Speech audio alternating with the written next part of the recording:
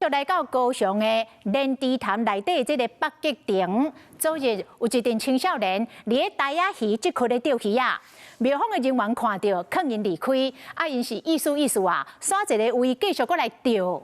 讲因为现场所采的告示牌只有写禁止饲鱼啊，并无写禁止钓鱼啊，所以有袂少的民众弄这个空棚，无惊半人大方去钓鱼。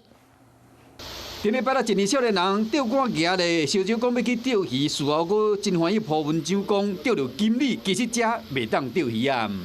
礼拜五的时候他就有来了，我就赶过一次了。我想说赶过就不会了，结果他礼拜六不知道哪个时间跑上来这边钓。啊，你赶他的时候，他们有说什么吗？他们就说啊，我又没有钓到鱼。我说这边规定就不能钓鱼啊。这个少年囡仔钓鱼的所在是伫高雄莲池潭内底北极亭的鲤鱼池。庙方发现了有甲因赶，不过因最后干那换一个位尔继续钓鱼啊。实地来到现场，警官伫边啊有插一支告示牌啊，爱大家莫饲鱼啊，不过无讲到敢会当钓鱼的代志。因就想要弄这个棚，因为有适合。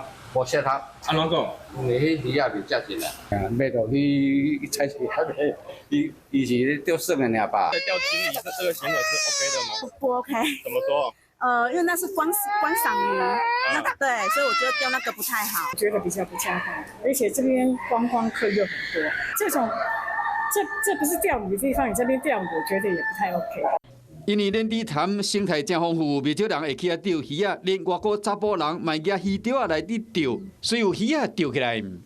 好，说什么 ？OK， 小心。想要伫莲池潭合法的钓鱼，敢若会当伫公告的水域 A、B、C 这3区尔，春秋阁、龙虎塔边拢袂当钓。若去遐钓鱼啊被发现可能阁唔听，有可能会互依照相关的法令开单。